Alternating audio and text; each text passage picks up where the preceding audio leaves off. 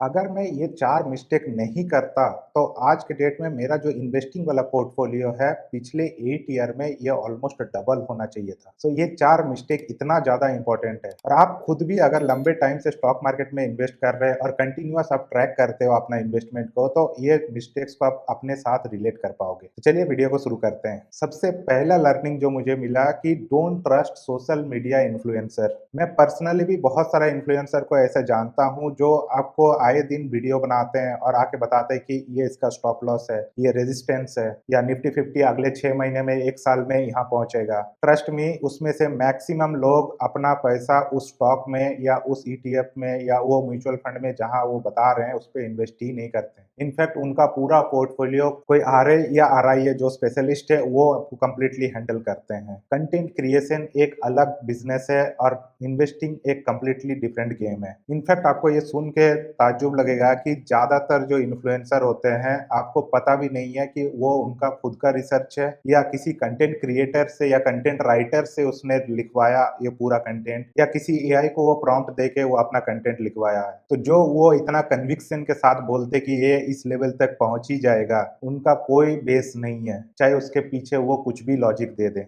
Luckily मैं 2018 में stock market में जुड़ चुका था, तब मैं अराउंड कॉलेज में था। 2020-21 में जब स्टॉक मार्केट बहुत ज्यादा गिर रहा था कोविड के वजह से, उस टाइम पे एक सोशल मीडिया इन्फ्लुएंसर जो अपने नेम के आगे सीए लगाते हैं जबकि वो रियल में सीए है भी, तो जिससे मुझे ट्रस्ट बिल्ड हुआ कि ये जो बता रहे होंगे अच्छा बता रहे होंगे। साथ में उनका दाढ़ी पका हुआ था और वो हैट पहन के आते थे, तो जिससे मुझे लगता था कि इनको बहुत लंबे टाइम का एक्सपीरियंस है स्टॉक मार्केट का। तो 2020 में जब मार्केट गिर के 7,500 के आसपास आ चुका था, तो उस टाइम पे वो फुल कॉन्फिडेंट के साथ ये बता रहे थे कि स्टॉक मार्केट आप देखो कैसे 5,000 टच करेगा निफ्टी 50। तो उनका बातें सुन के मैंने 50% अपना पोर्टफोलियो बेच दिए, अपना कैश होल्ड कर रहे थे। लकीली मैंने 100% नहीं बेचा था, 50% ही मैंने बेचा था। लेकिन जब 7,500 से मार्केट बाउंस बैक करने लगा, 8,000 आया, 8,500 आया, 9,000 आया, 9,500 जब आ गया, तो मैंने देखा कि उनका वीडियो आना ही बंद हो गया।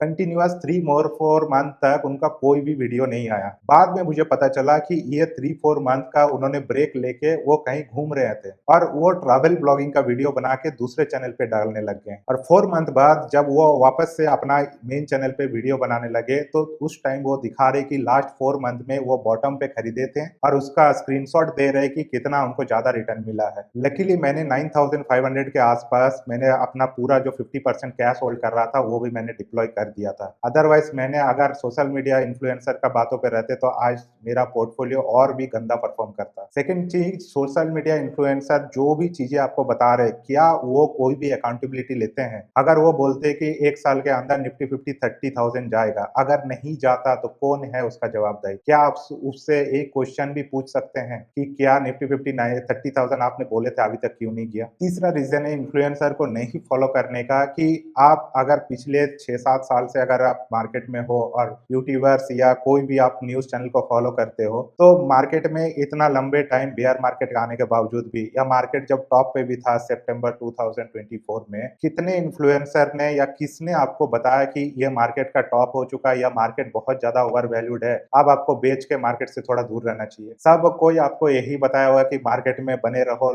पैसा लगाते रहो। इससे ये पता चलता है कि रियलिटी में मार्केट में क्या हो रहा बहुत कम लोगों को पता होता है। और जितना मेरा पर्सनल एक्सपीरियंस है, जो जितना ज्यादा कॉन्फिडेंटली सोशल मीडिया पे ये बता रहा है कि यही होगा और आप उसके बाद सुन के पैसा लगा रहे हो, तो आपका पैसा डूबेगा। और ज्यादातर जो एक्सपर्ट है रियल में वो पैसा बना रहे मार्केट से, वो कभी भी श्योर शॉट नहीं देते। इनफैक्ट उनका जो रिटर्न आता है वो ये बताते कि रिटर्न तो ऊपर वाले या मार्केट ने परफॉर्म किया तो आ गया, मैं तो बस स्ट्रेटेजी फॉलो कर रहा था। So be careful when you are following so called social media influencer.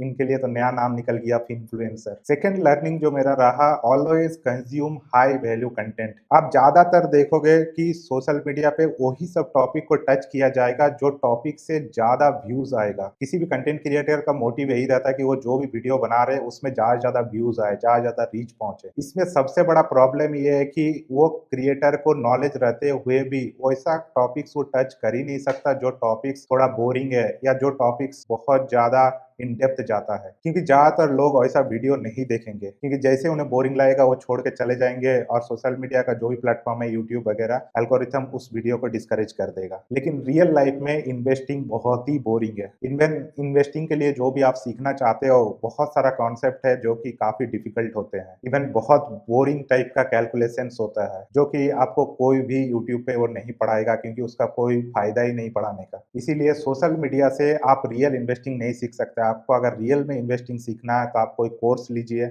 या आप खुद से अगर सीखना चाहते हो बिना किसी कोर्स का, तो आप बहुत सारा मार्केट में बुक्स अवेलेबल है। आप बुक्स पढ़ सकते हैं, उससे काफ़ी कुछ आप सीख सकते हैं। लेकिन आप वो जो डेली का न्यूज़ देखते हैं या डेली जो वीडियो बना रहा है उसको देखते हैं, उससे आप मार्केट से पैसा नहीं बनाने वाले, क्योंकि वो बहुत शैलो लेवल का कंटेंट होता है। हाँ, वो कंटेंट ज़रूरी है लोगों को स्टॉक मार्केट में, जिसको इन्वेस्ट नहीं करते या कुछ भी नहीं पता, उसको स्टॉक मार्केट के बारे में बताना, ताकि उससे इंप्रेस होके वो एटलीस्ट मार्केट में इन्वेस्ट तो करे। लेकिन लॉन्ग टर्म पे या जो मोटा पैसा बनता है, वो उतना शैलो नॉलेज से पैसा नहीं बन सकता है। थर्ड लर्निंग जो मेरा रहा, जो कि एक बहुत ही अंडररेटेड कांसेप्ट है, एसेट एलोकेशन। पिछले 5 से 6 साल में शायद मैंने एवरीडे ये वर्ड को सुनता हूँ, लेकिन शायद ही कभी इस वर्ड को इन डेप्थ में मैं समझ पाया। इवन आप भी मल्टीपल टाइम इसको सुने होंगे कि एक ही बास्केट के अंदर सारे अंडे नहीं रखने चाहिए, ताकि बास्केट गिरे तो सारे अंडे एक साथ फूट जाएगा, इसलिए आपको डाइवर्सिफाई करके रखना चाहिए। लेकिन ये डाइवर्सिफाई इतना सिंपल कांसेप्ट नहीं है। बताने का तो बता दिया जाता है कि 10% गोल्ड में रख लो, 50% इक्विटी में, 20% डेट में, लेकिन इतना सिंपल नहीं होता ये एसेट एलोकेशन। जब आप इन डेप्थ में जाओगे तो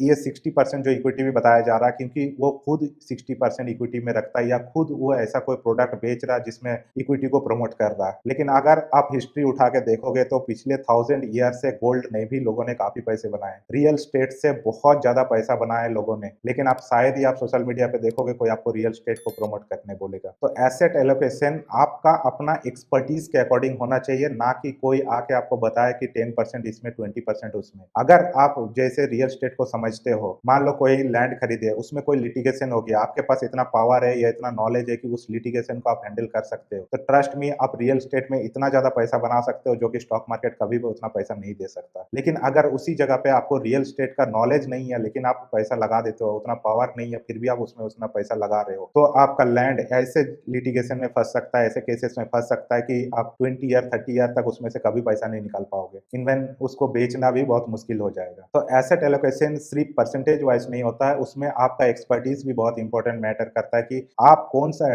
एसेट में सबसे ज्यादा कंफर्टेबल हो और आपको उसमें कितना एक्सपर्टीज है। एंड फोर्थ लर्निंग जो मैंने सीखा, handle your emotions in stock market. Stock market में एक फ्रेज बहुत फेमस है कि आप खुद ही अपना सबसे बड़ा दुश्मन हो। रीजन है कि आप अपना इमोशंस को कंट्रोल नहीं कर पाते हो। वॉरेन बफेट भी इतना लीजेंडरी इन्वेस्टर होके भी ये इमोशंस वाले ट्रैप में फंस चुके हैं। इनफैक्ट एक इंटरव्यू में उन्होंने बताया थे कि बक्सा हैथवे, जो अभी उनका करंट मेन कंपनी है, वो खरीदने जब गए थे, वो उनका बहुत बड़ा गलत डिसीजन था। हुआ ये था कि उन्होंने बक्सा हैथवे के कुछ शेयर्स खरीदना चाहते थे, तो वो मैनेजमेंट से मिले और एक प्राइस डिसाइड हुआ। लेकिन जब वो डॉक्यूमेंट साइन करने गए तो देखे कि उस प्राइस से कम प्राइस में उसको दिया जा रहा है। तो जब वो साइन करने से पहले पूछे कि ऐसा क्यों, तो उन्होंने बोला कि अभी इसी प्राइस में ही आपको करना पड़ेगा, पहले जो बात हुआ था वो बाद की बात है, अभी छोड़ो उसको, अभी इस प्राइस में आपको साइन करना है तो कीजिए, नहीं करना है मत कीजिए। ये सुन के उनको उनको इतना ज्यादा गुस्सा आया कि उन्होंने ये सोचा कि मैंने पूरा कंपनी को खरीद लूंगा, ये मैनेजमेंट जो इस तरह मेरे साथ बदतमीजी से बात किया, मैं पूरा मैनेजमेंट को उठा कर फेंक दूंगा। रियलिटी में उन्होंने किया भी वैसे, उन्होंने पूरा बक्सा हैथवे कंपनी को खरीद लिया। लेकिन वो कंपनी पहले कपड़े का काम करती थी, बाद में चल के वो कंपनी पूरी तरीके से बैंकरप्ट हो गई। तो वारेन बफेट का ये